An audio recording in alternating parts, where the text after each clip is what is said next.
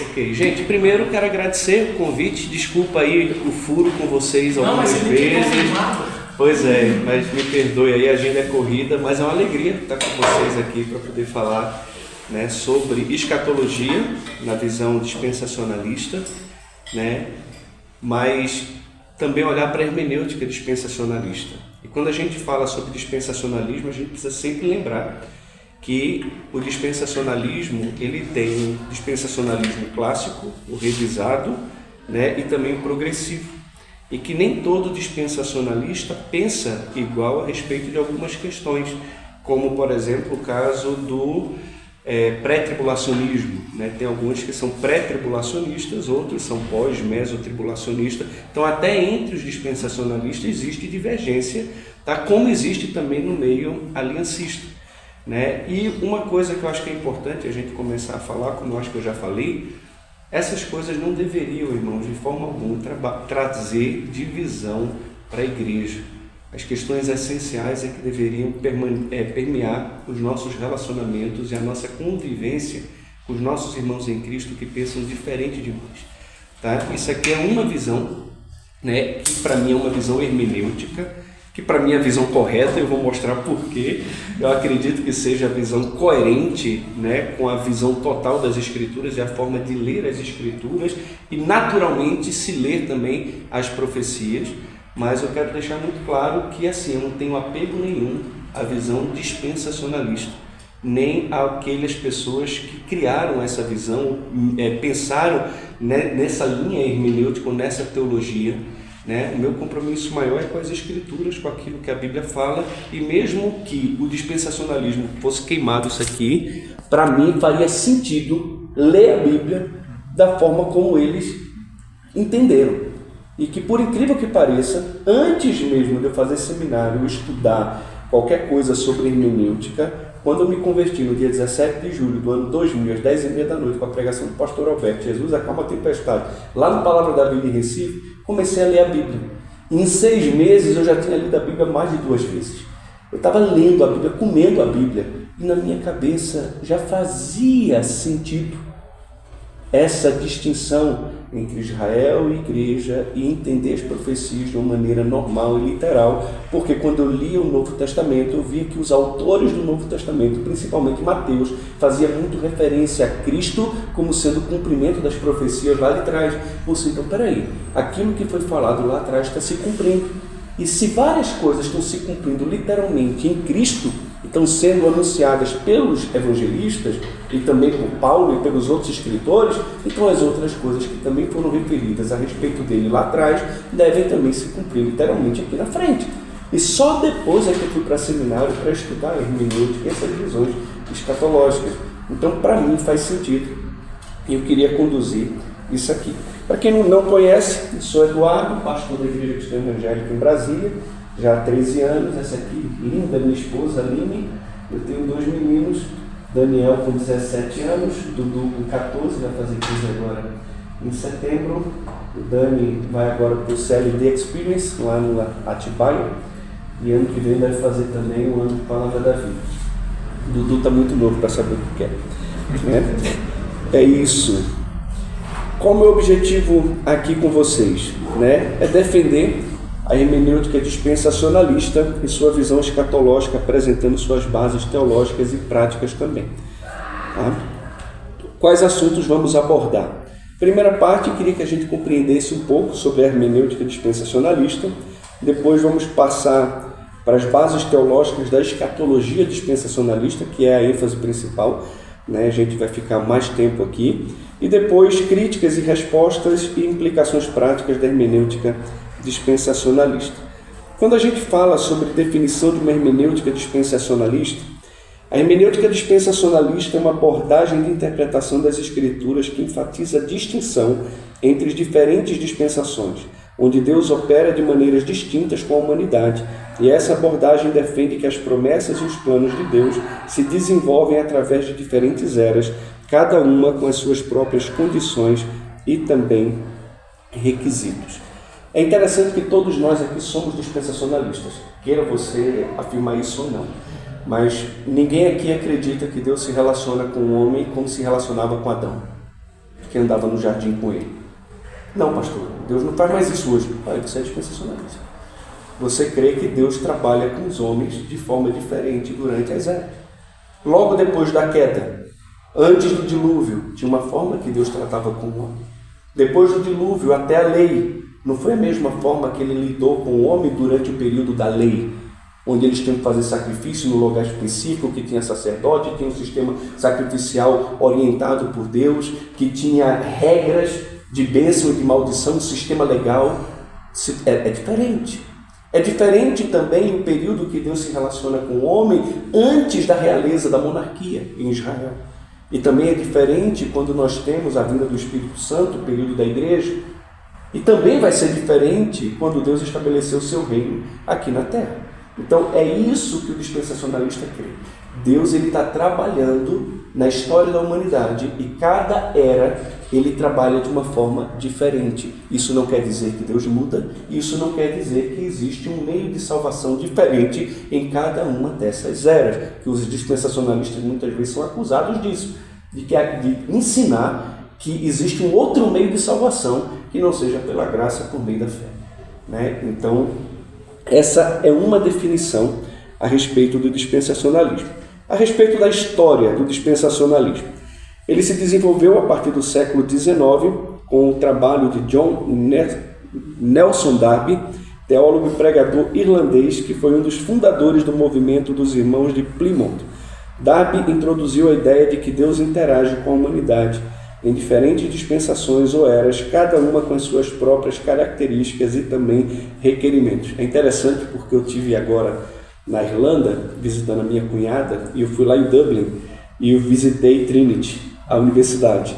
E depois eu descobri pelo livro do Michael Vlach que o Darby estudou lá em Trinity. Aí eu falei para a Aline, eu não acredito, porque eu não fui na faculdade, nem sabia que Darby era irlandês, nem que estudou em Trinity. Eu fui lá porque era uma faculdade famosa e fui lá e tirei uma foto. Quem me conhece sabe que eu sou dispensacionalista. O pessoal deve ter pensado, esse é dispensacionalista roxo, o cara foi para a Irlanda só para tirar foto lá na universidade onde estava estudando. Não tem nada a ver, nem sabia. Foi lá nas origens, né? Lá nas origens, né?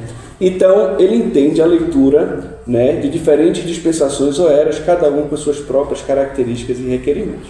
Publicações como a Bíblia de Scofield, talvez vocês já tenham falado, não é da época de vocês, vocês nem devem encontrar uma Bíblia de Scofield hoje aí, mas essa Bíblia, ela, sem dúvida alguma, ajudou a popularizar a abordagem dispensacionalista, fornecendo também notas de rodapé que explicavam a teologia dispensacional.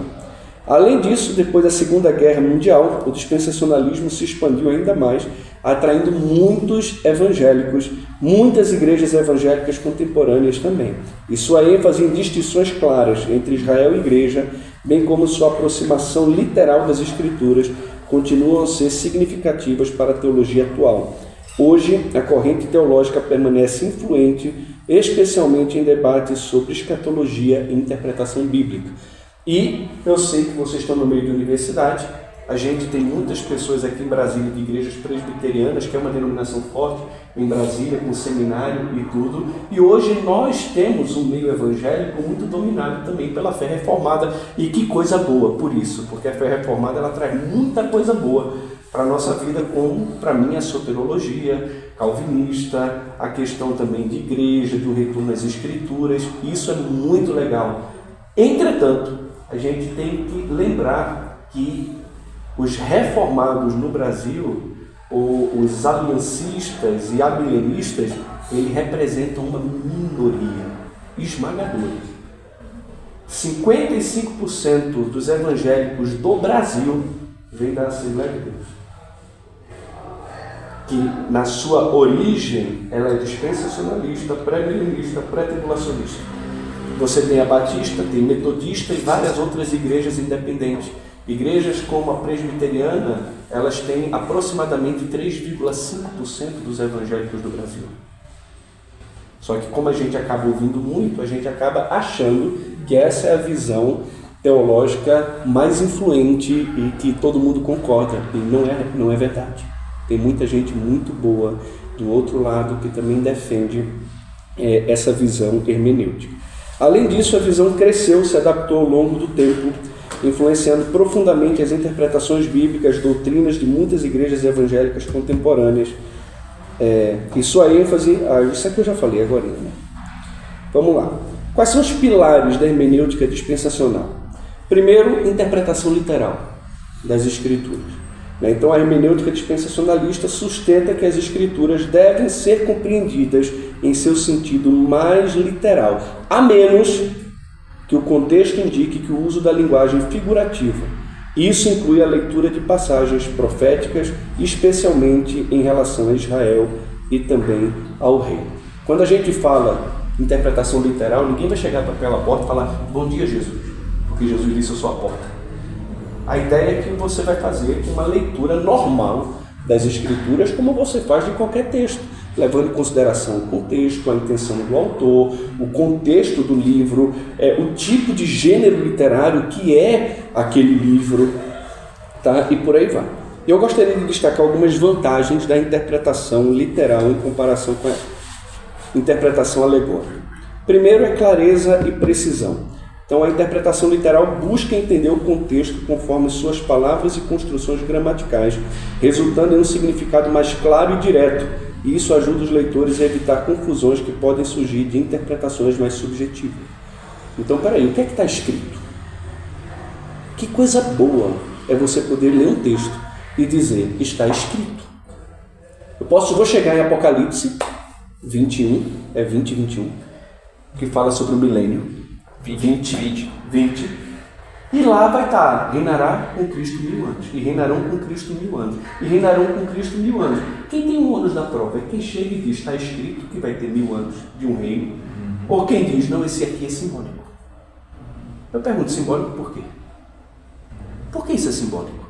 Você tem que ter um argumento plausível para dizer que isso aqui é simbólico e não literal. Porque está escrito. Eu posso dizer: eu creio nisso porque está escrito. E você, por que não crê nisso, já que está escrito? Quem tem o ônus da prova é aquele que diz que o que está escrito não vai acontecer, que vai acontecer de forma diferente. Quem tem o ônus da prova, normalmente, é quem vai contra a interpretação literal. Isso porque a comunicação humana, ela em regra, se dá pela interpretação literal. A gente não precisa ser um grande pesquisador para observar isso. Por exemplo, se eu falo ao meu filho, vá à padaria e compre 7 pães. Ele não vai entender: eu preciso ir à padaria, mas o número 7 é o número da perfeição, não são 7 pães literais, então eu vou ter que comprar sonhos, alguma coisa assim, não sei. Sonho é bom, né? A interpretação, a comunicação humana, em regra, ela se dá pela interpretação literal. E quando tem uma linguagem figurada no meio da comunicação humana, na maioria das vezes, ela é entendida de forma natural. Da própria conversa mesmo, se você coloca algum tipo de linguagem figurativa, você vai entender que aquela é uma linguagem figurada. Por exemplo, o sujeito ali é uma biblioteca. Ou você vai perceber que ele não é uma biblioteca, literalmente. Ou você vai tentar entender que ele tem muitos livros, ou que ele gosta de ler muito. Mas você não vai entender isso de forma literal. E quando você vai, por exemplo, para os livros como Apocalipse, que tem muita figura de linguagem, muitas imagens abstratas, o próprio livro se encarrega de trazer a sua interpretação daquela imagem. Tá? Outra vantagem, além de clareza e precisão, é fidelidade ao texto original. Essa abordagem respeita o contexto histórico e cultural em que as escrituras foram escritas, levando em consideração o significado em que as palavras tinham na época. E isso pode resultar em uma compreensão mais precisa da intenção do autor. A gente não pode ignorar a intenção do autor. Ele escreveu dentro de um tempo para um povo específico, com um propósito específico, numa linguagem específica. Isso deve ser levado em consideração. Tá? Além disso, consistência na interpretação. A interpretação literal proporciona um método de análise mais consistente e uniforme. Se os leitores aplicam uma regra de interpretação literal, é mais fácil manter a coerência em suas conclusões sobre o texto. Então, vocês vão ver que existe uma coerência enorme na interpretação literal das Escrituras, inclusive da própria profecia. Tá? Além disso, validação das profecias. As profecias bíblicas muitas vezes incluem detalhes específicos que podem ser diretamente verificados. A interpretação literal permite que essas profecias sejam entendidas como previsões concretas que podem ser observadas ao longo da história, fortalecendo a confiança na autenticidade das Escrituras. Como a gente falou e a gente vai ver mais na frente, todas as profecias a respeito de Cristo se cumpriram literalmente. E se isso se cumpriu literalmente, e eu pude validar as profecias dentro de uma análise literal das Escrituras, por que então, em relação à segunda vinda, eu não posso e tudo é alegórico? Então a gente tem que pensar nisso aí. No mínimo, saber responder. Ou dar razão da fé, porque está pensando diferente. Tá? Enriquecimento também no entendimento teológico. A interpretação literal ajuda a criar uma base sólida para doutrinas teológicas.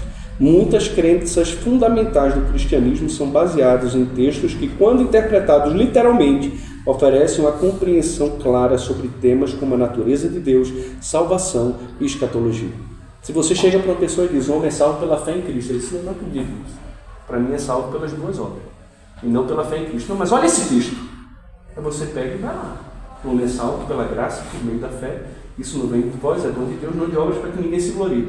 Mas essa é a sua interpretação. Eu vejo esse texto de outra forma.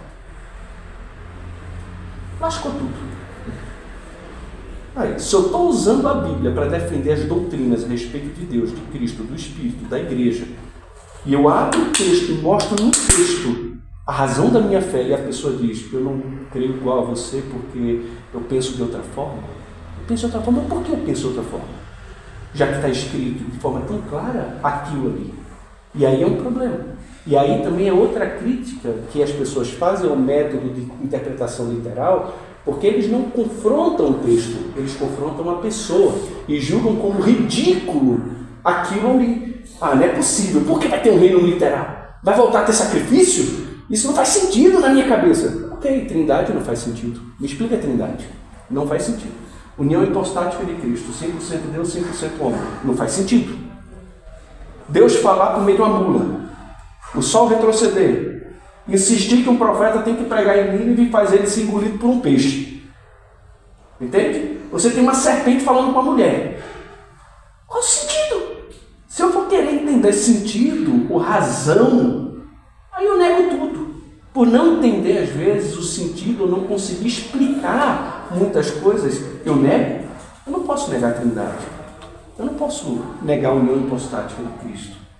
Eu não posso negar que Deus é soberano e o homem é 100% responsável. Mesmo que eu não entenda. Tem coisas que eu não entendo e eu aceito porque a Bíblia fala. E por que a Bíblia fala? Porque eu olho para as Escrituras, eu olho para o texto, e olhando de forma literal, racional, normal, eu chego àquele tipo de conclusão. Tá? Além disso, estímulo à aplicação prática. Quando as profecias e os ensinamentos das Escrituras são vistos como diretrizes literais, os crentes podem aplicar suas verdades de maneira prática e direta em suas vidas e também comunidade. E a própria defesa da integridade da Escritura.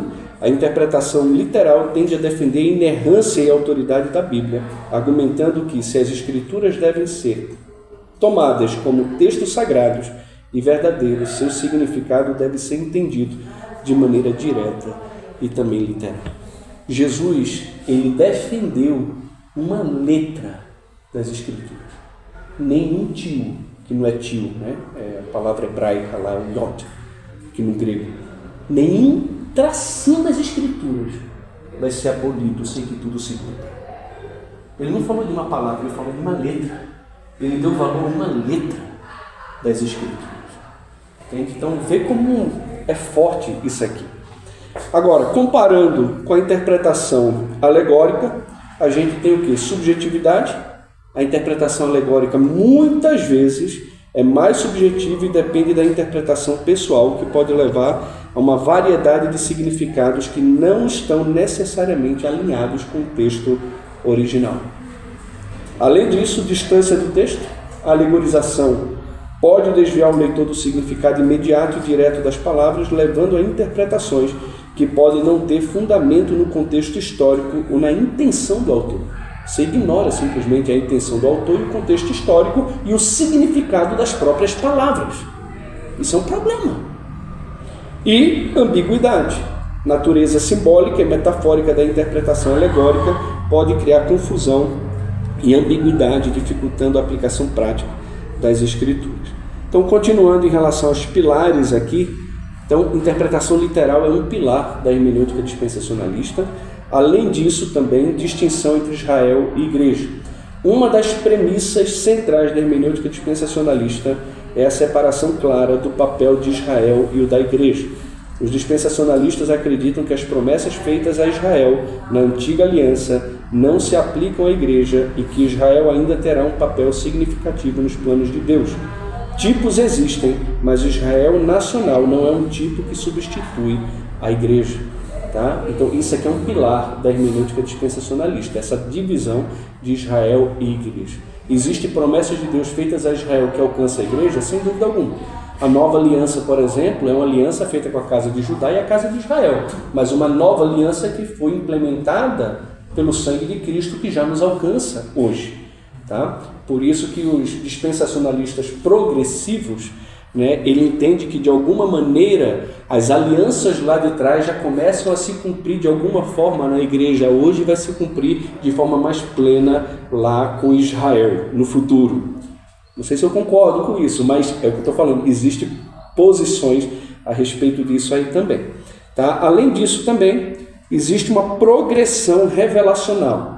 Os dispensacionalistas acreditam no processo de revelação bíblica. Na verdade, não são só os dispensacionalistas que creem nisso. Os aliancistas dizem que creem nisso também. Mas na hora da prática, entende, de ver a Escritura dentro de um processo de revelação progressiva, nem sempre respeitam esse processo de revelação. Querendo interpretar textos que foi dado aqui, dentro desse contexto, à luz da revelação que eu tive aqui, e levar o conhecimento que foi dado a conhecer aqui para esse contexto aqui atrás. E aí não interpreta o texto lá atrás dentro da luz do seu contexto, com a intenção do autor para quem ele escreveu. Tá? Então, essa abordagem reconhece que a revelação de Deus é progressiva, significando que a compreensão do plano de Deus se torna mais clara ao longo da história, culminando na revelação final de Cristo. A expansão da promessa não significa necessariamente o cancelamento de compromissos anteriores feitos por Deus. Isso aqui é muito importante. Você amplia a revelação, você não cancela a revelação. Isso é muito importante. Eu costumo falar na classe de doutrina. Como é seu nome? Ana. Ana, estou vendo que você não é casada, não tem aliança com Deus. Você um dia vai casar. E no dia do seu casamento, imagina que o pastor Eduardo chega aqui e faz uma promessa para você. Quando você casar, eu vou mandar você e seu marido para Paris. Eu dou uma passagem para você ir para Paris. Aí a Ana casa. E eu vou e dou uma passagem para ela, mas é de ônibus para Aparecida de Goiânia. Entende? Pastor, o senhor mentiu. Eu disse, não mentia, porque você não entendeu que a linguagem era alegórica, era simbólica. Peraí, é errado isso. Se eu faço isso, eu estou mentindo. Agora, se eu mando um Uber Black lá na casa da Ana, pegar ela com o marido dela, e levo para o aeroporto, e chega no aeroporto, ela vai de primeira classe para Paris. Chega em Paris, tem outro carro esperando você no aeroporto para levar para um hotel 5 estrelas. O primeiro jantar vai ser lá em cima da Torre Eiffel, um restaurante que tem lá. E vocês vão ter um jantar só para vocês dois, à luz de vela, com o pessoal tocando violino, tendo a vista de Paris à noite. Eu não tinha. Eu disse que ia levar para Paris. Eu não cumpri com a minha promessa. O que não estava incluso na minha promessa, que eu dei a conhecer depois, na minha nova revelação progressiva, é que teria carro, teria hotel, teria restaurante, teria várias outras coisas. Eu não neguei o que eu falei, eu ampliei o que eu falei. É diferente. É diferente. Além disso, ênfase também nas profecias. As profecias bíblicas são interpretadas de maneira a enfatizar um cumprimento literal em eventos futuros, especialmente em relação ao retorno de Cristo e o estabelecimento de um reino milenar. Então, definindo escatologia, já que a gente viu uma definição da hermenêutica dispensacionalista, passamos um pouco pela sua história, pelos seus pilares. A escatologia é um ramo da teologia que se ocupa do estudo das últimas coisas ou o fim dos tempos, abordando questões relacionadas a eventos futuros e a destino final da humanidade. E o termo deriva do grego skatos, que significa último ou final. A escatologia está presente em praticamente todas as tradições religiosas, incluindo o cristianismo, o judaísmo, o islamismo, embora cada uma delas interprete também esses eventos de forma distinta. A escatologia cristã ela vai explorar eventos como retorno de Jesus, juízo final, ressurreição dos mortos, eternidade, e isso é assunto constantemente discutido nas Escrituras, principalmente em Mateus, Epístolas de Paulo, Apocalipse. Tá? Nós temos entre as visões cristãs e evangélicas de escatologia, três principais, que é o pré-milenismo, pós-milenismo e amilenismo. Vocês já tiveram dos dois aqui, amilenismo e pós-milenismo. É bom que termina com a correta, que está consertando tudo. O pré-milenismo é a crença de que Cristo retornará antes de um período literal de 1000 anos, durante o qual ele reinará na Terra.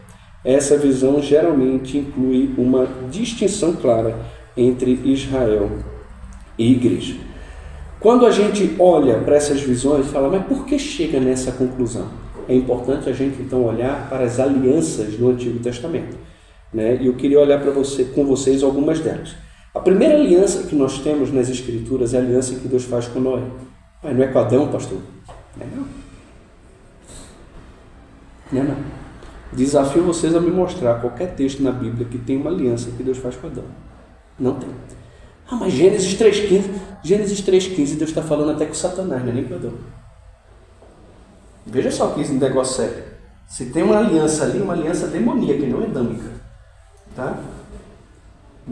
Desculpa aqui a brincadeira, mas ele está falando com o diabo quando fala a respeito da semente da mulher que pisaria a cabeça da serpente. Entende? Então, assim, ali não tem uma palavra que se refira à aliança e não tem nenhuma outra passagem em todo o Antigo Testamento ou em toda a Escritura que fale sobre uma aliança feita com Adão. Não tem. Não tem.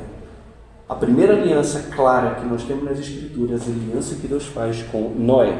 Então, essa aliança está lá em Gênesis 9, de 9 a 16, é o pacto que Deus fez com Noé, sua descendência e todos os seres vivos.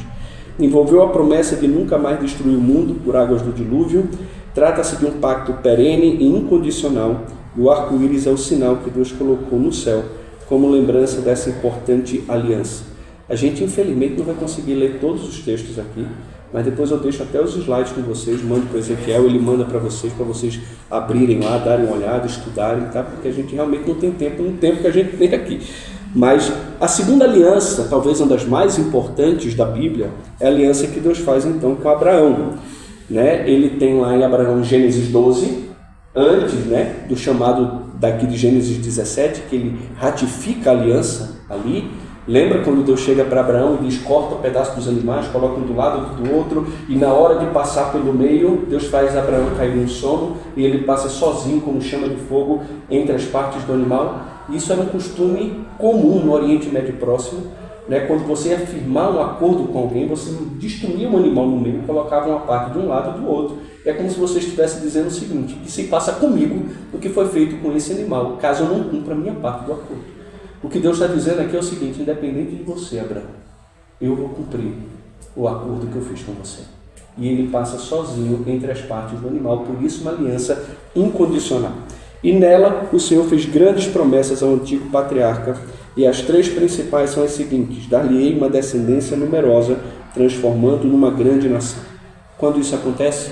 Êxodo capítulo 1, versículo de 1 a 7. Jacó, Israel, entra com seus descendentes na terra do Egito com 70 pessoas.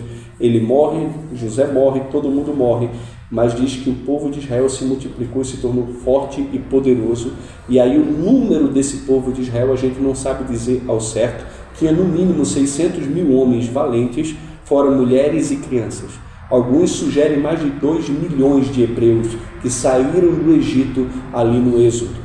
Então você tem uma multidão agora saindo de um homem em Gênesis 12 e de 70 pessoas que entram ali no Egito, 75 porque José e os filhos já estavam ali. Você tem provavelmente mais de 1 milhão de pessoas saindo da terra do Egito para a terra prometida.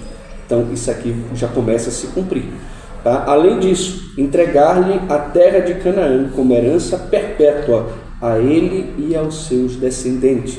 E o que é interessante aqui é que a gente tem os limites da terra. Deus estabelece os limites da terra ali para Abraão e também para a sua descendência. Isso é importante para a gente compreender. Além disso, abençoar todas as famílias da terra através dele. E Paulo explica que isso foi alcançado por meio do Evangelho, através de Jesus, lá em Gálatas 3:8. Por meio de Cristo, descendente de Abraão, todas as famílias da terra são abençoadas. Mas isso também não deixa de ser uma verdade numa visão escatológica quando Israel for restaurado. Quando você olha para Romanos, capítulo 11, já lá para o meio de Romanos 11, vai dizer que os gentios, ou Israel, melhor, tropeçou não para que ficasse caído. Mas se o tropeço deles trouxe salvação para os gentios, quanto mais então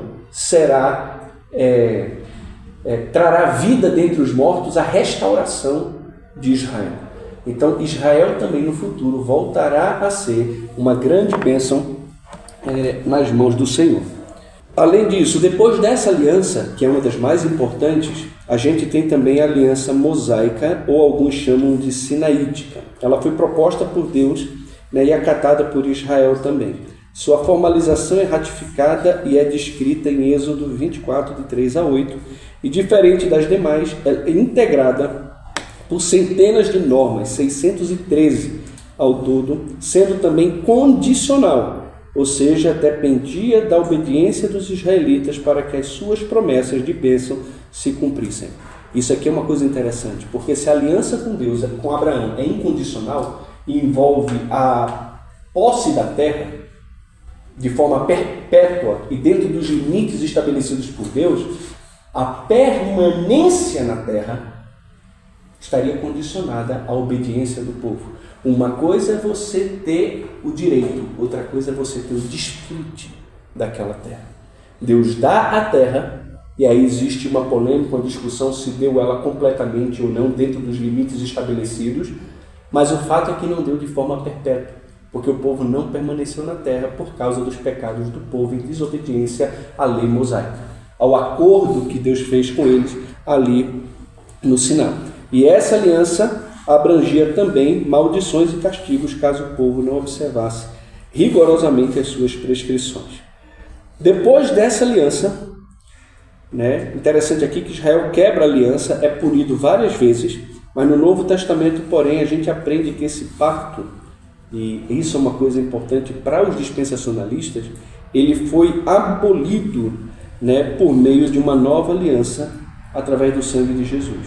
Em Efésios capítulo 2, também vai dizer que Jesus, na sua carne, ele aboliu a lei dos mandamentos em forma de ordenanças para que dos dois fizessem em si um novo homem. E essa é outra acusação também que fazem contra os dispensacionalistas, porque dizem que os dispensacionalistas eles não têm lei, ou como se eles fossem contra a lei e pudessem viver então uma vida desregrada. Não tem nada a ver. O dispensacionalista só entende que a gente não está debaixo da lei que Deus deu a Moisés e à nação de Israel. Ele está debaixo da lei de Cristo e debaixo da nova aliança. Ele não está debaixo nem das promessas de bênção da lei da antiga aliança, como também não está debaixo das maldições da lei da antiga aliança. Ele está agora em Cristo, está na nova aliança, e ele está debaixo de um outro sistema de lei, que é a lei de Cristo. Quando a gente olha para Gálatas capítulo 5, versículo 23 e 24, que o fruto do Espírito é amor, alegria, paz, longanimidade, benignidade, bondade, fidelidade, mansidão, domínio próprio. Contra estas coisas, não há lei. Paulo vai dizer, a fim de viver para Cristo, estou morto para a lei. Então veja só, a gente tem uma nova dinâmica hoje acontecendo na igreja, que é o ministério do Espírito Santo, que traz vida, renovação, restauração e poder. A lei, antigamente, ela só avultava o pecado e trazia morte. Por isso, 2 Coríntios capítulo 13, vai fazer uma distinção clara entre o antigo ministério da letra, ministério da morte, com o novo ministério, sobreexcelente ministério do Espírito Santo, que traz glória cada vez maior e nos faz se assemelhar à imagem de Jesus. Tá? Outra aliança importantíssima nas Escrituras é a aliança que Deus faz com Davi. Deus prometeu uma dinastia perpétua a Davi, firmando o seu trono para sempre. A gente vê isso lá em 2 Crônicas 13, Salmo 89, que é lindo esse salmo também, e trata-se de uma aliança incondicional. Porém, em cumprimento a Miqueias 5:1, a linhagem davídica foi punida em 586, sendo Zedequias o último rei dessa dinastia a ocupar o trono de Judá. O mesmo profeta Miqueias, contudo, disse que outro rei davídico nasceria um dia em Belém e declarou a existência eterna desse reino. A profecia se cumpriu em Jesus, Mateus 2, de 1 a 16. Então, por meio dele, por meio de Jesus, Deus reedifica o tabernáculo caído da casa de Davi, né? Sendo também por meio dele que Deus, no futuro que permanece velado, cumprirá a promessa de um governo davídico perpétuo, não somente sobre a casa de Jacó, mas também sobre o mundo inteiro. Pastor, como é que a gente sabe disso? Não é possível. Quando perguntaram para Jesus lá a respeito do reino, tu és rei, ele não disse, o meu reino não é desse mundo. Como é que o senhor está dizendo agora que o reino dele é desse mundo? Jesus nunca disse que o reino dele não é desse mundo. Ele disse, mas agora o meu reino não é deste mundo. Se o meu reino fosse deste mundo, né, meu pai enviaria e me livraria, mas agora o meu reino não é deste mundo. Pense comigo numa coisa. Eu conversando com o Weber Campos, ele não soube me responder lá em casa, sentado comigo. Vou brincar agora com o Augusto, estou indo para Orlando agora para o encontro da fé reformada, eu vou ficar lá na casa do Samuel, eu vou estar lá com o Augusto, com o Paulo Júnior, com o Weber Campos, vou zoar com essa turma. Perguntei para ele, vem cá, quem é o mais sábio tentador de todos? Satanás. Por que Satanás oferece a Jesus todos os reinos deste mundo? E para dar o reino para ele deste mundo, ele exige de Jesus algo inimaginável. Se prostrado me adorares, todos os reinos deste mundo eu te darei. Apóstolo, ele estava mentindo. É sério? Ele vai tentar Jesus, o próprio Deus encarnado, que conhece tudo, mentindo? Ele não tem um mundo para dar. Mas o mundo inteiro não jaz no maligno. Ele não é o príncipe deste mundo. Ele dá a Jesus, ele tenta a Jesus oferecer uma coisa que ele não tem poder para dar. Que tentação safada é essa? Sem vergonha, sem peso, sem substância. E olha o que ele exige para dar isso. Adoração de Deus. Explica aí se não vai ter reino nesse mundo. Por que Satanás tenta Jesus com isso? Está fácil ainda, tá difícil de processar. Atos 1. Jesus ressuscita.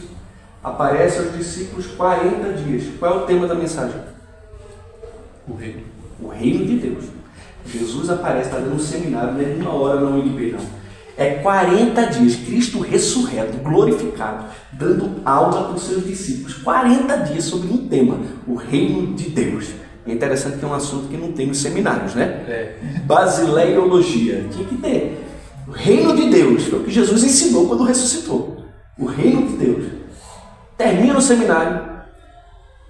Um discípulo, não foi um desavisado, estava dormindo na aula, não. Os discípulos fazem uma única pergunta para Jesus. Qual é a pergunta? Senhor, será este o tempo em que restaures tu o reino a Israel? Veja só a importância das palavras. Quem é que restaura? Jesus, tu. Restaures. Ele está falando de Jesus.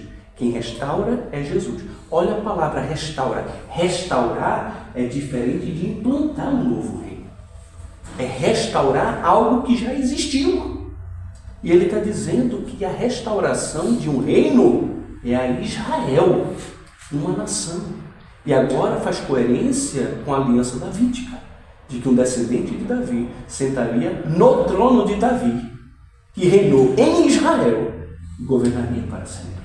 Não faz sentido, dentro de uma interpretação literal, normal das Escrituras, olhar as promessas lá de trás e ver o que está acontecendo aqui, já no Novo Testamento também, não negando as alianças e aquilo que foi falado lá atrás. Mas vamos caminhar. Para aqui então? Não para não. Você tem uma nova aliança. E olha o que fala essa nova aliança. Ela foi preanunciada pelo profeta Jeremias e trata basicamente sobre a restauração espiritual e nacional de Israel. Esses textos eu tinha vontade de ler todos eles aqui para vocês. Isso aqui é demais, irmãos. Isso aqui é demais. E por isso, outros textos que falam sobre essa restauração são considerados também como sendo uma referência a essa nova aliança, como Isaías 2, de 2 a 4, Jeremias 32, Ezequiel 37, Joel 2, Joel 3, né? E por aí vai. Mas para resumir, a nova aliança, ela tem algumas características, algumas promessas principais. Primeiro, a reunião dos judeus na terra prometida. Prometido por Deus em Ezequiel 36, que eles seriam reunidos à sua terra. Segundo, restauração perene de Jerusalém. Não é só dos judeus na terra, mas da própria Jerusalém. Além disso, habitação segura e pacífica de Israel em Canaã. Além disso, conversão nacional. Deus iria perdoar os pecados dele, derramar a habitação do Espírito Santo sobre todos os judeus, iriam perdoar os seus pecados. E a provisão para a nova aliança foi feita por meio do sacrifício de Cristo. Ele inaugurou esse pacto, tá? Mas não implementou de pronto todos os seus benefícios. Ele inaugurou 3 desses benefícios aqui, estendendo também aos gentios, e não somente à casa de Israel e à casa de Judá, algo jamais imaginado, inclusive, pelos homens de outras gerações e inclusive pelos próprios anjos, que é o que a gente vai ver em Efésios capítulo 3, do mistério que estava oculto em Deus e que agora, Paulo vai dizer, foi dado a conhecer aos seus santos apóstolos e profetas, a saber que os gentios são membros do mesmo corpo, co-participantes também da promessa por meio do Evangelho. Quem diria que Deus iria estender as bênçãos de Israel também agora para os gentios? Mas isso então quer dizer que os gentios substituem Israel no plano de Deus? Não. Quer dizer que agora, por causa da rejeição de Israel, Deus estende salvação e bênção para os gentios, até que chegue a plenitude dos gentios, como diz Romanos capítulo 11. E então, quando chega a plenitude dos gentios, o pleroma dos gentios, todo Israel será salvo, e então se cumprirá a palavra que diz: firmarei uma nova aliança com a casa de Judá e a casa de Israel. Olha o que Paulo está dizendo, Deus vai voltar, Deus não se esqueceu do seu povo, que ele escolheu de forma instrumental para poder trazer salvação para o mundo todo através de Jesus. É algo assim extraordinário. Tem que ler essas alianças, os termos da aliança, as promessas da aliança. As promessas não foram somente que Jesus viria, derramaria o seu sangue, por meio do seu sangue ele inauguraria uma nova aliança que iria perdoar os pecados e dar o seu Espírito. Não! Também tem restauração do povo à terra, tem conversão nacional, tem paz entre as nações.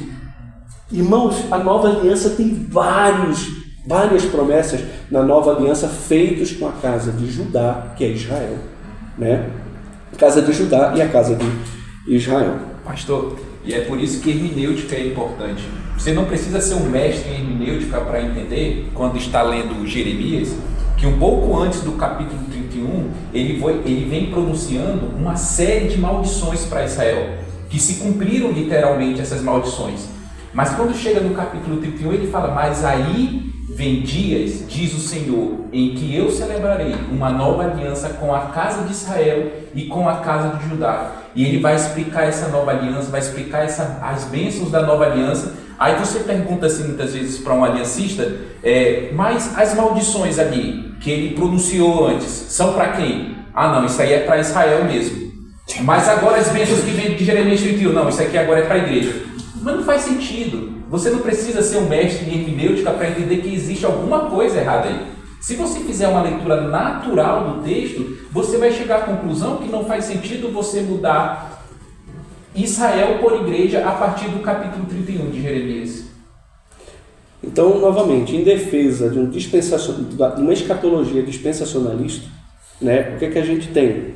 Realismo profético, o dispensacionalismo e o seu entendimento pré-milenista proporcionam uma forma de interpretação que dá peso às profecias bíblicas, especialmente no que diz respeito ao futuro de Israel. Para muitos crentes, a expectativa de um cumprimento literal das promessas de Deus é animadora e encorajadora. Para mim é. Para mim é. Eu sei que às vezes eu sou radical nesse ponto quando eu falo, mas eu falo o seguinte: se Deus não cumpre as suas promessas feitas a Israel, por que vai cumprir as promessas feitas a mim? Crer no cumprimento das promessas de Deus feitas à nação de Israel deve trazer alívio ao nosso coração de que Ele também vai cumprir as promessas feitas a mim. Agora, se Ele não cumpre, Ele promete um negócio e não cumpre, Isso é sério. A gente está falando de um Deus que não pode mentir. Eu tenho que dar razão porque ele não iria cumprir como ele prometeu que faria. Tá? Ele disse que levantou a mão. Ele jurou com mão levantada. Irmãos, isso é sério para mim. Para mim isso é sério. Ah, pastor, é um ponto essencial da fé. Não, não é. Tem discussões, é o que eu falei no início. O que importa é que Jesus vai voltar, vai ter novo céu e nova terra, estado eterno. Mas que tem implicações, a forma como eu leio as Escrituras e interpreto, é claro que tem. Se eu não creio nisso aqui, eu posso não crer em nada. Porque se Deus mente em uma coisa, qual é a base que eu tenho? A segurança que eu tenho a respeito de qualquer outra doutrina, qualquer outra promessa. É sério isso. Além disso, distinção de papéis. Ao distinguir o papel de Igreja e Israel, o dispensacionalismo oferece uma explicação lógica para os elementos confusos das Escrituras, onde Israel tem um papel distinto no plano de Deus. E essa abordagem permite uma compreensão rica dos textos proféticos e históricos. E, em terceiro, relevância dos eventos finais. Em uma era de ansiedade e incerteza, a esperança de um futuro cumprimento literal da profecia pode oferecer consolo e motivação para os crentes, estimulando a prática da vigilância espiritual e também da evangelização.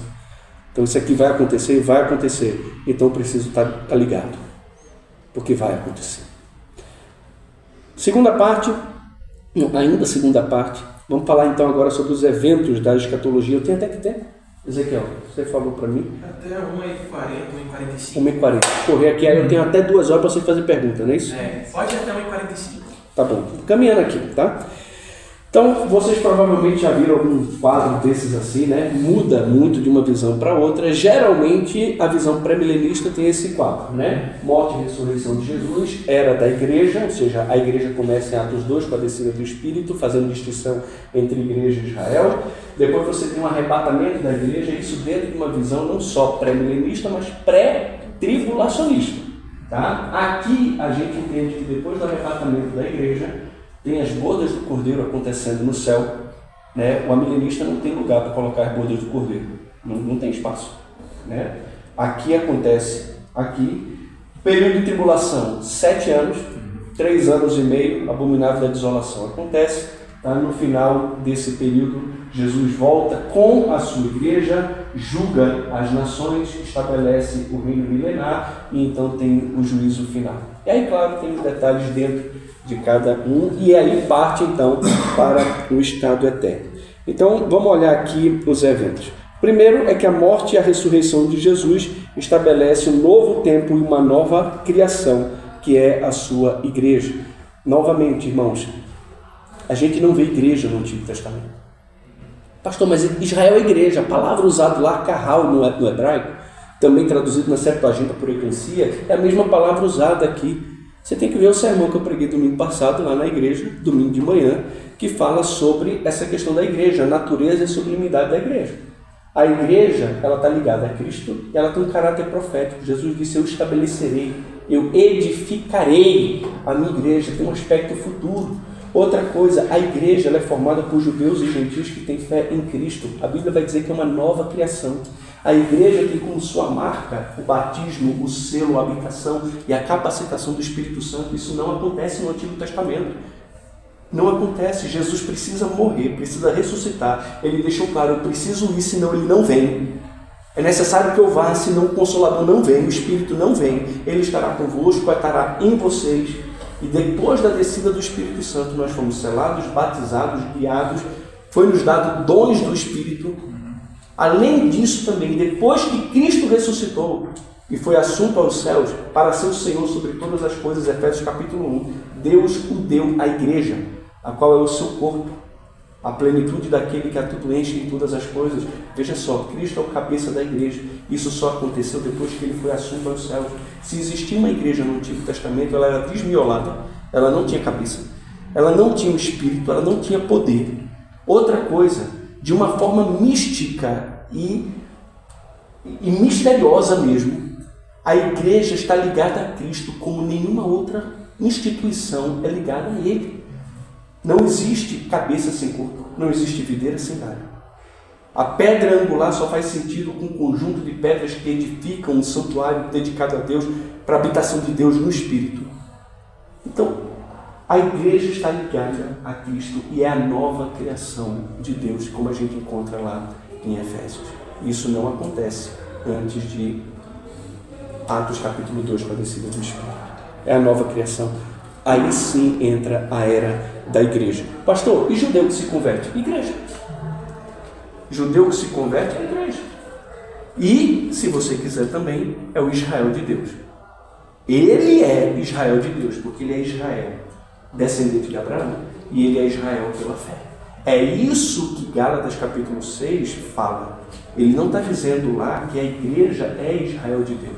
Paulo vem criticando os legalistas judeus na carta aos Gálatas, sendo duro com eles. E no final, então, da sua carta, usando um caí enfático, caí é a preposição grega lá, conjunção, enfático, ele está dizendo que a bênção de Deus seja sobre todos esses e sobre o Israel de Deus, que são os judeus que abriram mão do legalismo e pegaram a sua fé em Jesus Cristo. Esses são Israel de Deus. Eu não sou Israel de Deus, eu sou um gentio salvo. Ah, pastor, faz um teste aí de DNA, vai ver que tem. Não faz diferença nenhuma, porque a partir do momento que eu creio, eu sou igreja. E o judeu que crê é igreja. E nós somos igreja. Tá? A igreja tem os seus oficiais, que existiam no Antigo Testamento, pastores e diáconos. Isso. Outra coisa, a Bíblia vai dizer que a igreja ela é estabelecida sobre que fundamento? Apóstolos e profetas. Tinha apóstolo no Antigo Testamento? Não. Então não tinha fundamento da igreja. Se não tem fundamento da igreja, primeiro vem o fundamento para depois vem o edifício. Primeiro vem a pedra angular, que é Jesus. Depois você tem o fundamento da igreja, que são os apóstolos e os profetas. E então você tem as pedras que vivem, que é a igreja. Você não tem apóstolo no Antigo Testamento, que é a fundação da igreja, é o fundamento da igreja. Logo você não tem igreja. O versículo que Cristo fala que eu edificaria a minha igreja, por si só, ele desmontaria qualquer argumento de que a igreja está no Antigo Testamento, porque ele está falando que vai edificar, ou seja, ele não edificou ainda, ele iria edificar a sua igreja, é o futuro. Além disso, aqui você tem o arrebatamento pré-tribulacionista, que não faz necessariamente, como eu falei, da visão dispensacionalista.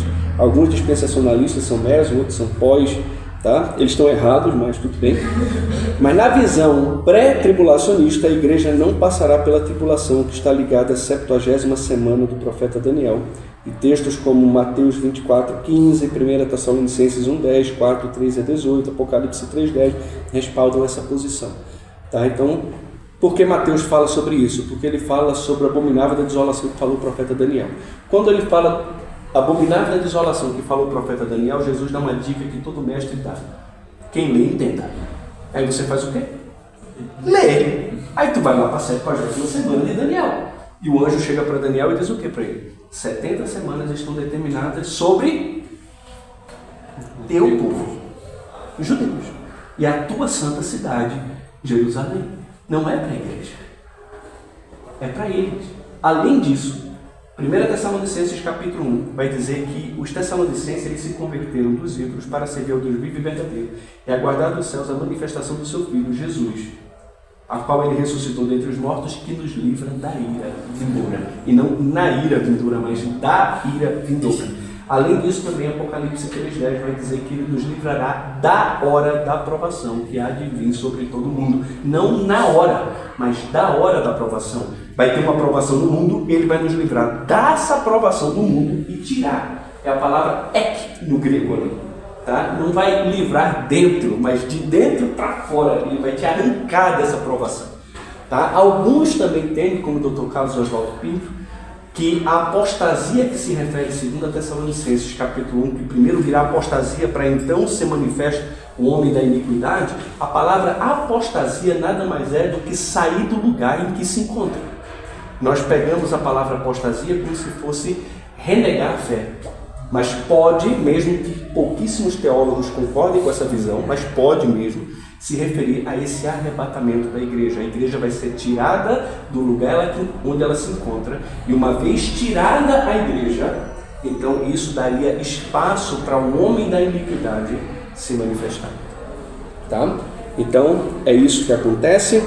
Depois disso, a gente tem um período de tribulação que foi ensinado por Jesus em Mateus 24, dizendo que será um período de muita aflição, engano, apostasia, que precederá imediatamente a sua vinda. Logo depois a essas coisas, então aparecerá o sinal nos céus do Filho do Homem. Logo após. Logo após. Ah, pastor, mas isso aí aconteceu, foi lá em 70. Então Jesus voltou. Não, mas não voltou. Então não foi logo após. Porque ele está dizendo que logo após os acontecimentos do período de tribulação, então virá o Filho do Homem. Não veio ainda. Então não pode ter sido. E não pode ter sido por várias outras razões também que a gente depois pode explicar, como a gente vai ver aqui. A Bíblia também ensina que a grande tribulação vai durar 7 anos, sendo 3 anos e meio de falsa paz e 3 anos e meio de dores. É por esse tempo que o anticristo estará atuando de maneira poderosa sobre toda a terra. Pastor, como é que a gente sabe desses 3 anos e meio? Daniel fala o tempo, Apocalipse fala o tempo, ele fala os dias. Ah, mas isso aí é simbólico. Aí é 12 pão, não é 12 pão, 5 peixinhos, 2 peixinhos, não é 2 peixinhos. Apocalipse fala os dias, os meses, em outro momento ele vai falar dos meses. Daniel vai falar que na metade da semana... E é interessante, que Apocalipse fala as datas exatamente que Daniel fala. E se a Escritura interpreta a Escritura, então por que tem que ficar alegorizando? 3 anos e meio. O que também é interessante é que Jesus disse que nunca na história do mundo houve uma situação dessa e jamais haveria. E se tais dias não fossem abreviados, ninguém suportaria. E por que abreviado? Porque tem um período estabelecido por Deus de 7 anos. Tá? E de 3 anos e meio de grande tribulação, como desde o início do mundo não houve e nem haverá jamais. 70 depois de Cristo foi sério. A destruição do templo, Jerusalém, General Tito, mas não chegou nem aos pés do Holocausto. E não chegou nem perto da Primeira e Segunda Guerra Mundial. Que não vai chegar nem perto. Que não vai chegar nem perto do que vai acontecer. De acordo com o Apocalipse. Você pega as profecias de Jesus, Mateus 24, porque não dá para dar um seminário aqui uma semana. Mas pega Mateus 24, pega os selos, as trombetas e as taças e compara o que Apocalipse fala com o relato de Jesus e você vai ver que tudo se encaixa de uma forma perfeita. Tá? Além disso aqui também, ao fim do período de tribulação, o Senhor Jesus voltará para estabelecer o seu reino neste mundo. A segunda vinda de Cristo será um evento histórico que todos poderão testemunhar. Os crentes virão junto com Cristo. Uma das bases para essa afirmação é Apocalipse 19, de 11 a 14, que descreve os que virão com Cristo nos mesmos termos usados para descrever a igreja em Apocalipse 19. Além disso, o anticristo que estará atacando Jerusalém com seus exércitos será derrotado, sendo então lançado no lago de fogo junto com o falso profeta. O anticristo que estará atacando Jerusalém com seus exércitos... esqueci de apagar aqui. Satanás será preso por 1000 anos, os judeus se arrependerão e crerão em Cristo de acordo com a nova aliança, entrando então no reino para desfrutar finalmente da terra que lhe foi dada. Com isso, as principais promessas da nova aliança serão finalmente cumpridas. Os santos do Antigo Testamento e os crentes mortos na tribulação ressuscitarão para reinar com Cristo durante os 1000 anos. As nações serão reunidas para julgamento e os gentios salvos que estiverem vivos serão separados para entrar no reino milenar. E segundo a vinda de Cristo, inaugurará um período de 1000 anos durante os quais ele reinará na terra em cumprimento às promessas feitas a Davi. No milênio estarão os crentes que serão arrebatados antes da tribulação e que voltarão com Cristo, os santos do Antigo Testamento que ressuscitarão, os salvos mortos na tribulação que também ressuscitarão, e os salvos de Israel e das nações que não terão passado ainda pela morte. Esses últimos, sendo pessoas comuns, ainda não ressurretas, viverão vidas normais, trabalhando, constituindo famílias e estando sujeitos à morte, ainda que em idade bastante avançada. Isso aqui é interessante. Você pega ali Isaías 65, se lembra da profecia lá, do que ele fala, entende? E você tem lá, olha, o leãozinho vai pastar do lado do boi, a criança vai brincar com a serpente. Ah, pastor, mas isso aí fala do novo céu e da nova terra. Mas esse novo céu e nova terra a gente não pode confundir com o novo céu e nova terra do estado eterno. É a nova terra, é o novo céu, é uma nova criação que Cristo vai estabelecer durante o seu reino milenar. É interessante porque a própria Romanos capítulo 8 vai dizer que a natureza geme angustiada esperando a manifestação dos filhos de Deus, porque ela está sujeita à vaidade, não voluntariamente, mas por causa daquele que a sujeitou, aguardando essa manifestação dos filhos de Deus para que ela também se veja livre do cativeiro da corrupção em que ela se encontra. Então a natureza espera esse dia em que ela vai ser renovada. E aí, se o novo céu e nova terra de Isaías 65 se refere ao estado eterno, a gente vai ter um problema sério, porque ele diz que quem morrer com 100 anos será amaldiçoado. E agora me fala, como é que morre no estado eterno? Ah, mas é porque isso aqui é simbólico. Aí eu acho. Aí você faz o pé. Aí ande para onde você quiser. Mas se olhar para o texto, junto com essas promessas todas, está dizendo que as pessoas voltarão a viver 900 anos, 800 anos, viverão muito tempo. E quem morrer com 100 está morrendo jovem, está morrendo amaldiçoado. Vai ter pecado também, né, nesse Isaías 65, no estado eterno, no novo céu e na nova terra, no estado eterno não vai haver. É isso aí. Além disso aqui, irmãos, seguindo então, segundo Apocalipse 20, 7 a 10, ao final do milênio, Satanás será solto e seduzirá as nações para que rebelem contra o rei. Ele encontrará coração não regenerados, propensos à revolta, e formará um exército que atacará a cidade santa. E um fogo do céu, contudo, destruirá todos, e Satanás será facilmente lançado no lago de fogo e enxofre, onde já terão sido lançados o anticristo e o falso profeta. Depois da revolta, o trono branco, o grande trono branco, será firmado para julgar os incrédulos mortos de todas as eras, ocasião em que serão julgados também os que não tiveram parte na primeira ressurreição. Eles serão julgados e condenados a passar a eternidade no lago de fogo. E é bem provável que as pessoas que morreram durante o milênio, salvas ou não, também ressuscitem para o juízo do grande trono branco, já que a Bíblia não aponta nenhuma outra ocasião em que a ressurreição dessas pessoas possa ocorrer. E então, o juízo final marcará o fim de uma era, pondo o termo a presente criação. E após sua realização haverá novos céus e nova terra, com bênçãos infinitas para os salvos e tormento constante para os perdidos. Pastor, está difícil acreditar nessas coisas tudo aí. Pois é, aí tu olha depois para todas essas profecias da primeira vinda de Cristo, as profecias em cumprimento, tá? E depois me responde porque na segunda não vai acontecer da mesma forma. Críticas e respostas. Algumas críticas comuns à visão dispensacionalista e à escatologia.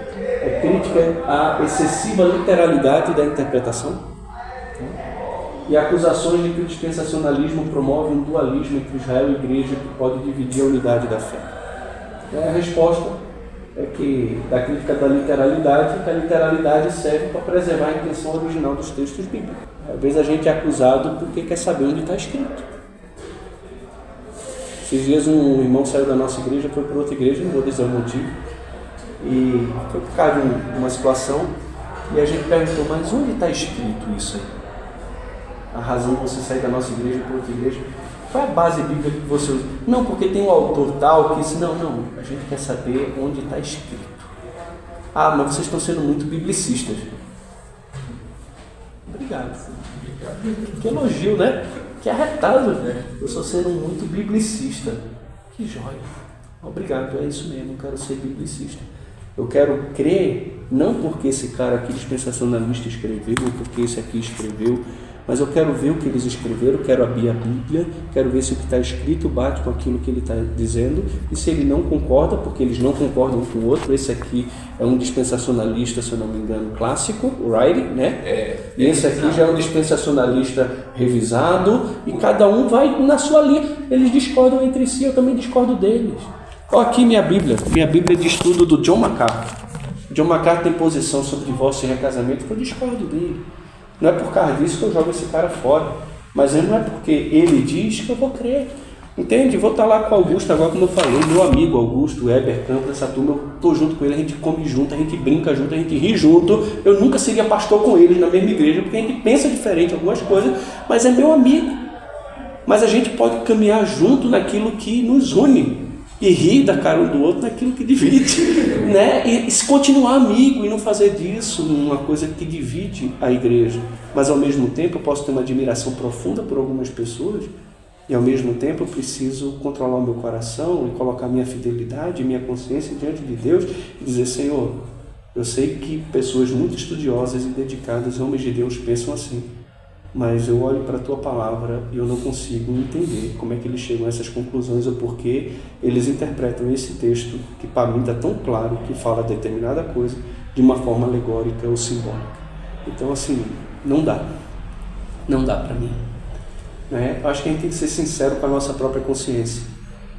Novamente, eu posso ser aliancista amanhã, desde que alguém chegue aqui para mim e me mostre pelas Escrituras o fundamento sem alegorização. Entende? Explicando racionalmente, mostrando como essas coisas se encaixam. Para mim hoje, essa leitura que eu acabei de explicar para vocês aqui faz mais sentido da forma como eu leio e interpreto a Bíblia. E a outra também, justificação da distinção entre Israel e igreja como reconhecimento das promessas específicas de Deus a cada um. Ninguém está dizendo aqui, irmãos, que Israel vai ser salvo, qualquer judeu que morre hoje vai ser salvo, vai para o céu, qualquer judeu. Não tem isso não, o cara vai para o inferno. Ou ele crê em Cristo, ele vai para o inferno. Tá? Deus escolheu Israel de maneira instrumental.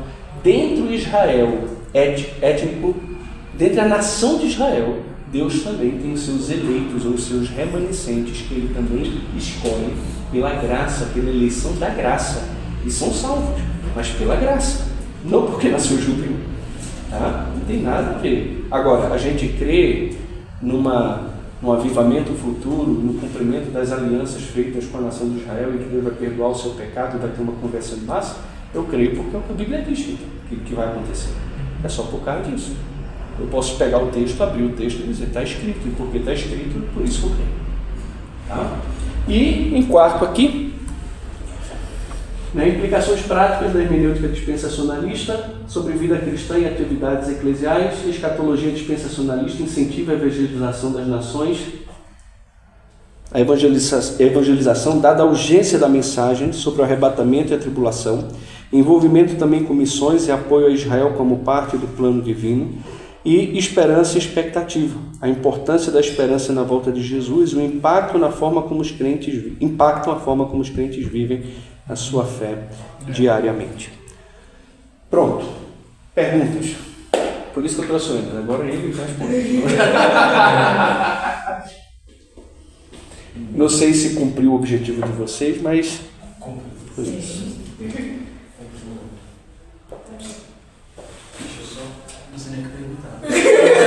Essa parte... Que bom, respondi tudo. Assim, enquanto eu estava falando, eu ia responder as dúvidas. Essa parte de estudar a escatologia e a relação da escatologia com ter uma vida piedosa, uma vida santa hoje, que o pastor falou, né, que nos anime, nos encoraja, é muito verdade, porque o ser humano, ele é disposto a abrir mão e a sofrer determinado período por algo que seja mais duradouro. Por exemplo, você estuda para concurso público e se esforça durante 2, 3, 5 anos porque você acha que vai ter um carro que vai durar a vida toda, né? E quando a gente coloca a nossa esperança no retorno de Cristo e estuda o que vai acontecer quando isso se realizar, quando Cristo se revelar, você tem mais motivação para viver uma vida piedosa e saber que isso aqui um dia tudo vai acabar.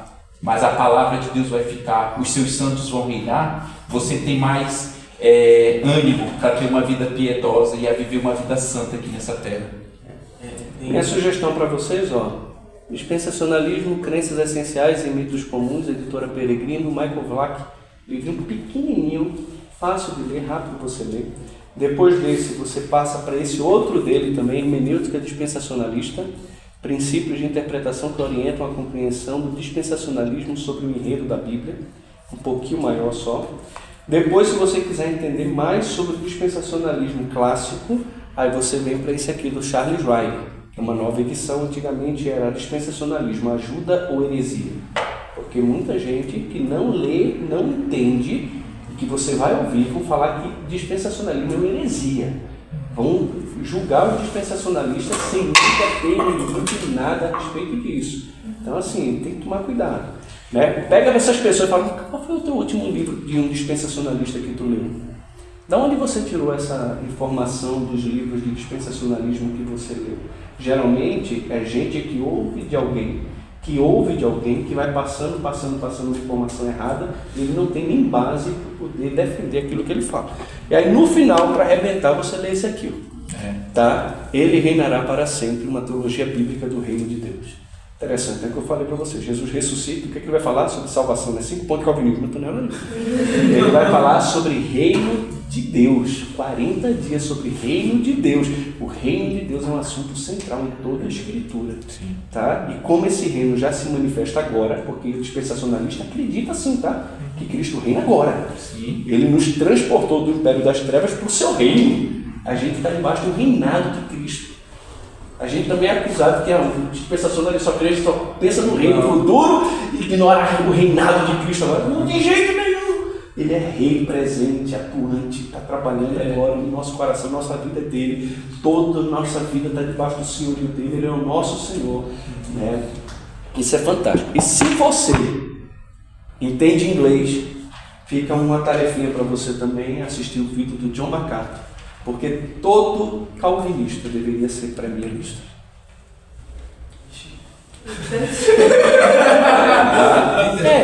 Porque o calvinista crê na soberania de Deus, crê na eleição incondicional. Aí a gente vai dizer que Deus ignorou Israel, jogou Israel no lixo assim, jogou fora. E aí é interessante porque a gente vai para Romanos capítulo 11 e Paulo vai dizer que eles são nossos inimigos por causa do Evangelho. Mas eles ainda hoje são amados por Deus por causa dos patriarcas. Porque os dons e as vocações de Deus, e a vocação de Deus são irrevocáveis. Uau, que massa! Porque para mim é ótimo. Porque eu sou salvo pela graça irresistível, pela eleição incondicional. Entende? Isso tudo aconteceu porque eu era um depravado. Entende? E Cristo me alcançou e vai me preservar até o fim por causa da obra dele. E se ele vai fazer isso comigo, porque ele rejeita Israel, a quem ele fez tantas promessas, e com quem ele fez uma aliança incondicional com o patriarca dele, Abraão. Aí depois tu responde. Tá? Mas são coisas que todo mundo deveria pensar. Diga aí, perguntinhas. Ou então o Charles Wright, ele é um clássico, ele se denomina um dispensacionalista clássico, mas muitas pessoas atribuem a ele o título de revisado, né? Ele mesmo fala desse livro aqui, como muitas pessoas me atribuem um dispensacionalismo revisado, mas ele transita bem entre o clássico e o revisado. Nesse livro também ele fala um pouco sobre o dispensacionalismo progressivo. Foi muito bom, eu agradeço, porque eu vou ter que escrever 2 artigos para a nossa editora lá sobre dispensacionalismo, e foi muito legal poder, quando você falou de escatologia, mas não dá para falar sobre escatologia dispensacionalista sem abordar a hermenêutica dispensacionalista e a importância de uma interpretação literal. Né? Então foi muito legal para poder voltar a ler esses livros aqui e reestudar um pouquinho. Eu achei muito interessante que justamente os pontos que o outro palestrante trouxe no milenismo contra o dispensacionalismo, o senhor respondeu. É porque já é tão repetido, é tão previsível também os pontos contra. No caso que seria o abandono desse reino, que focou bastante no reino presente, do já ainda não, etc, etc. É muito do que ele tocou, ele falou sobre arminianismo. Ele falou que o reino de Deus seria, tipo, o cara seguinte estaria falando do reino de Deus, ou seja, esse reino de Jesus aí reinando seria agora. Mas não é 1000, agora é 2000 anos, né? Agora, e aí tu vê só, olha para as profecias. Como é seu nome? Henrique, olha para as profecias. Olha para as alianças, para a nova aliança, olha para os termos da nova aliança, que fala da restauração de Israel, do povo, da terra, do reino de Cristo. Aí você fala, Cristo está reinando. Aí tu olha assim e fala, cara, tô lascado então. Porque se esse reino de 2000 anos de Cristo tá esse caos que a gente tá vendo aqui, olha, não dá para substituir não, porque tem alguma coisa errada. Satanás que é isso? Então assim, mas assim, eu não gosto de ficar criticando meus irmãos, mas eu sei o que eles falam, eu sei o que eles pensam, eu já li todos os livros que eles leram. Entende? Eu conheço a teologia sistemática que eles usam. Eu já li o Cristo dos Pactos, eu sei disso tudo. Eu olho e consigo em amor dizendo, não concordo, discordo profundamente e tenho base bíblica para dizer porque eu discordo disso aqui. Agora, o que eu acho ruim, que eu acho que não é honesto. Não é honesto. Você chegar e dizer, olha, eles só pensam no reino lá e o reino de Deus é agora. É claro que é agora. É claro que é agora. Como eu quero que Ele reine cada vez mais na minha vida, sobre tudo que eu tenho. É claro que é agora. Só que dizer que eu nego o reino presente porque eu espero um reino futuro, isso não é certo. Porque da mesma forma que os calvinistas são acusados de não evangelizar. Porque ele crê na eleição incondicional, os eleitos vão ser salvos de todo jeito, mas não precisa evangelizar. Nada a ver. Cheguei numa igreja que tinha 7 missionários, hoje nossa igreja tem 50 missionários, a gente investe, sei lá, mais de $500 mil por ano investindo em missões, porque eu quero que o mundo inteiro conheça Cristo. E você vai dizer que eu sou calvinista, não me importo com a salvação das pessoas, que elas vão ser salvas de todo jeito, então não tem que fazer nada. E tá vendo como é incoerente aqui, o que eles falam com a prática? Então assim, eu acho que só nesse sentido que eu acho que não é legal. Vocês mostram Hebreus 2:8 para eles. Realmente Cristo reina. Ele sujeitou todas as coisas, sujeitaste debaixo dos seus pés. Ora, desde que lhe sujeitou todas as coisas, nada deixou fora do seu domínio. Agora, porém, ainda não vemos todas as coisas a ele sujeitas.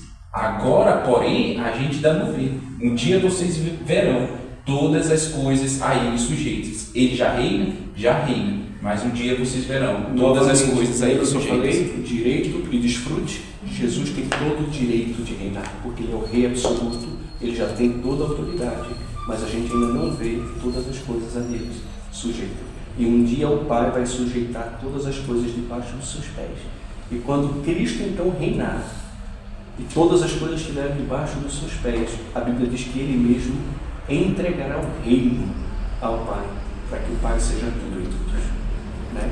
Então, é isso. É só vocês verem uma reunião... Fala aí. Não, é que você falando da interpretação literal, interessante que ela também se fundamenta quando alguns acontecimentos ocorrem. Exemplo que no século XIX, houve uma conferência profética lá na cidade de Filadélfia. Isso foi relatado pelo Thomas Ice, não sei se vocês conhecem. Mas aí ele diz assim que eles formularam esse documento e no documento estava assim: cremos e professamos que haverá um retorno dos judeus à sua terra, cumprindo o padrão de Ezequiel 37, primeiro uma restauração nacional, depois uma restauração espiritual, seguida pela volta de Cristo e o estabelecimento do seu reino. Você vê que no século XIX não tinha nenhum vislumbre assim dos judeus voltarem para a sua terra. E depois acontece. Então assim, pelo menos parcialmente isso se cumpriu, eles lendo literalmente tudo que falava que eles voltariam. Então assim, a gente tem pelo menos uma prova de que a leitura literal ela está bem fundamentada. Quem imaginaria que eles voltariam? Não, e você tem muitos artigos, inclusive escritos por aliancistas, que eles mesmos afirmam: se fizermos uma leitura normal e literal das escrituras, das profecias, vamos chegar à conclusão de que Cristo terá que voltar e reinar sobre a terra. Quem acreditava nisso? Moody acreditava nisso, Jonathan Edwards acreditava nisso, Charles Spurgeon acreditava nisso. Eu gostei demais agora porque o próprio Franklin Ferreira voltou, repensou isso aqui. Ele não é um dispensacionalista, mas ele acredita novamente na restauração de Israel à sua terra e algumas profecias se cumprindo em Israel como nação, e que a igreja não substitui Israel nesse plano. Então é legal. O que eu queria que vocês, assim, se eu pudesse, é o apelo que eu faço na minha igreja, é o apelo que eu faço para vocês, independente de qualquer coisa. Estudem para que vocês tenham conhecimento que seja coerente com todas as escrituras e façam sentido para a fé de vocês. Talvez vai ser diferente do que o pastor de vocês pensa, da igreja de vocês. Então tem que sair. Não necessariamente. Se a sua igreja prega o verdadeiro evangelho e crê nos pontos essenciais que todos os crentes devem crer, você pode conviver em harmonia com pessoas que pensam diferentes em maturidade cristã. Tem um livro muito bom que fala sobre a triagem doutrinária. O que é essencial que não dá para ficar fora? Então, assim, a gente precisa entender. Agora, chegar a essa conclusão. Uma coisa que eu não falei, e que a gente é muito acusado dos dispensacionalistas é que é uma doutrina nova. Surgiu no século XIX aí, então assim, não tem importância. Mas qual é a máxima da Igreja Reformada, que é do século XVI? É muito longe não do século XIX. E o aliancismo também, ele foi estabelecido como sistema no final do século XVI para o XVII. Tá? Então assim, não é tão mais velho do que o dispensacionalismo. Mas o que dá validade a um sistema, uma doutrina, não é o tempo dele, mas se tem respaldo bíblico ou não.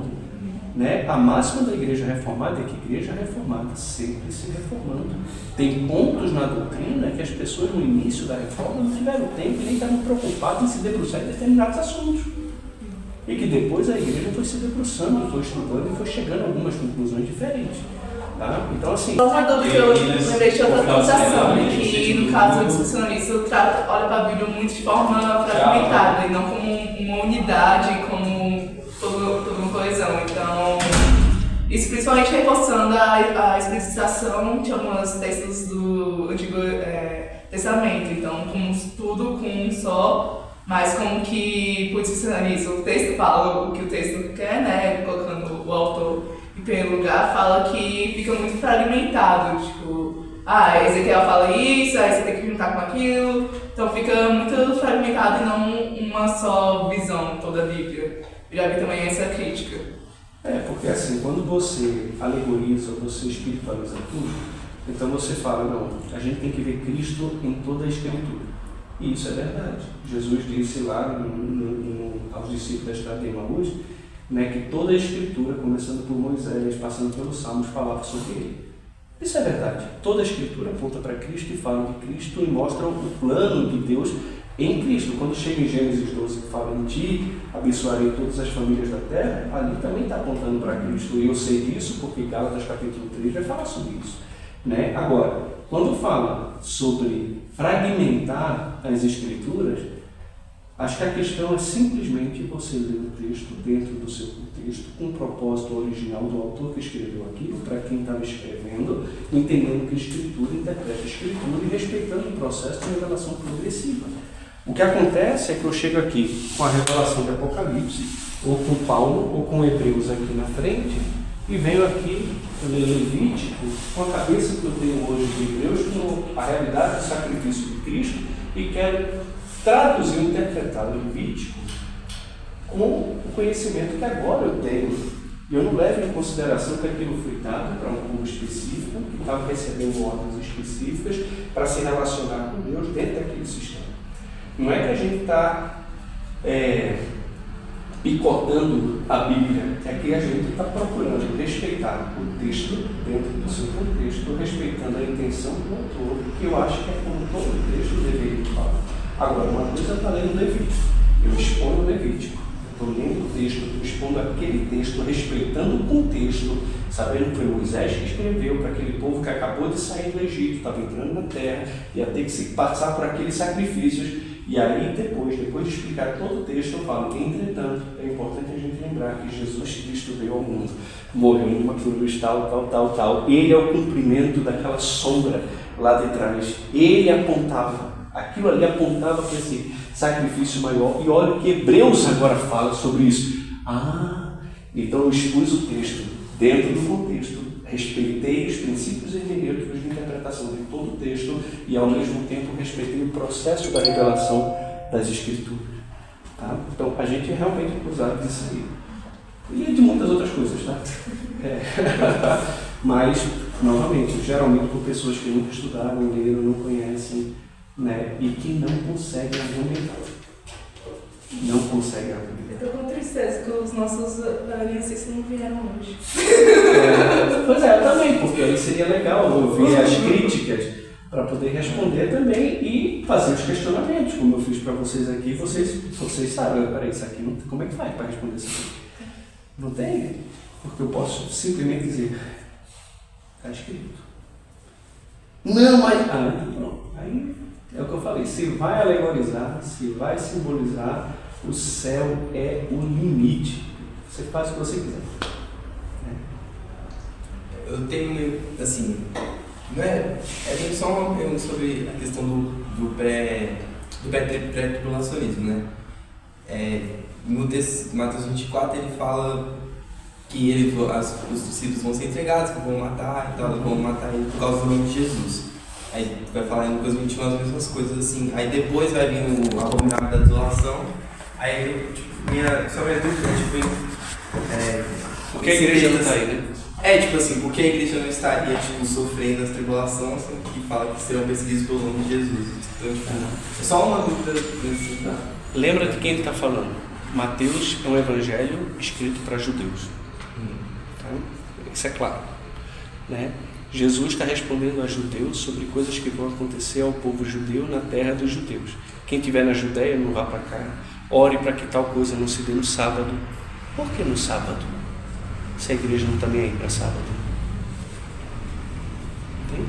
Então, a gente está falando de judeus que vão se converter nesse período de tribulação, como a gente viu aqui nas promessas, quando a igreja sair desse mundo e for arrebatada, né, e vier essas coisas todas, você lê depois Apocalipse, tem todos os acontecimentos que vão acontecer durante o período da tribulação, tanto no princípio das dores, como também na grande tribulação. Temos 2 testemunhas que vão fazer milagres, tem 144 mil. Pastor, e 144 mil? 144 mil são 144 mil. 144 mil judeus, 12 mil de cada tribo, entende que vão se converter, e vão evangelizar, e vão pregar, e vão falar de Cristo durante esse período aí. Pessoas vão ser perseguidas nesse período. Mas por que a igreja não está aí? Primeiro, porque de acordo com Jesus, ele está se referindo a esse período de tribulação. E como eu sei isso? Porque ele mesmo disse que quando vides o abominável da desolação que falou o profeta Daniel, então eu vou para Daniel e vejo que ali é a última semana de Daniel, é a 70ª semana. Tá? Então tem um período específico. E esse período é determinado sobre o povo de Deus, os judeus, e sobre a cidade dele. Não tem a ver com a igreja. E por causa dos outros textos que eu falei. Apocalipse 3,10, eu te livrarei da hora da provação que há de vir sobre todo mundo. 1 Tessalonicenses capítulo 4, versículo 10 também, ele te livrará da hora da provação, né? Que nos livra da ira vindoura, não na ira vindoura, mas da ira vindoura. Você tem também 1 Tessalonicenses capítulo 4, ouvido a voz do arcanjo, ressoada a trombeta de Deus, descerá dos céus, e os mortos em Cristo ressuscitarão primeiro, depois nós, os vivos, os que ficarmos, seremos arrebatados juntamente com eles aos ares, entre as nuvens para o encontro do Senhor nos ares. O Senhor está onde? Está nos ares, ele não está na terra, como vai acontecer no final do período de tribulação, quando ele vem com a igreja, e de acordo com Ezequiel e os outros textos, Israel vai estar sitiada, Jesus vem com a igreja, ele pisa no Monte das Oliveiras, ele pisa, o monte fende. Isso é o que a profecia fala, eu estou só falando o que está lá escrito. Ele vem literalmente à terra e pisa no Monte das Oliveiras, que fende o monte. E ali ele julga as nações e estabelece depois o seu reino.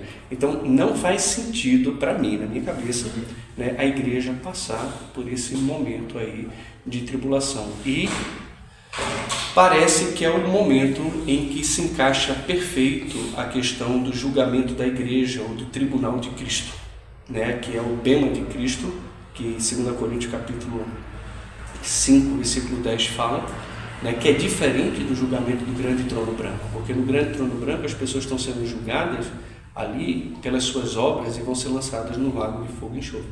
A igreja não é julgada para condenação, nenhuma condenação há para os que estão em Cristo Jesus, também aquele que nele crê não é julgado, João capítulo 3, versículo 17, né, mas a igreja é julgada sim para galardão. Importa que todos nós compareçamos perante o tribunal de Cristo para sermos recompensados segundo o bem ou mal que tivermos feito por meio do corpo. As coisas úteis ou inúteis que fizemos por meio da nossa vida aqui nesse mundo, isso vai trazer algum tipo de recompensa, sim, para nós que somos galardões.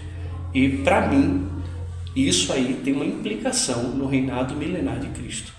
Tá? Não é que vai no céu, no estado eterno, vai ter distinção entre crente e crente. Olha a minha coroa, o pessoal fica zoando, a minha maior do que a tua. As pedrinhas da coroa. Tem nada a ver, mas quanto maior responsabilidade, quanto mais zelo a pessoa teve para Cristo aqui na sua vida, isso pode sim ter um impacto no reino milenar de Cristo, né? Quando a igreja vai reinar com Cristo durante 1000 anos, né? Então é isso. Coisas novas talvez para vocês, muitas coisas aí. Mas foi bom estar com os irmãos, viu?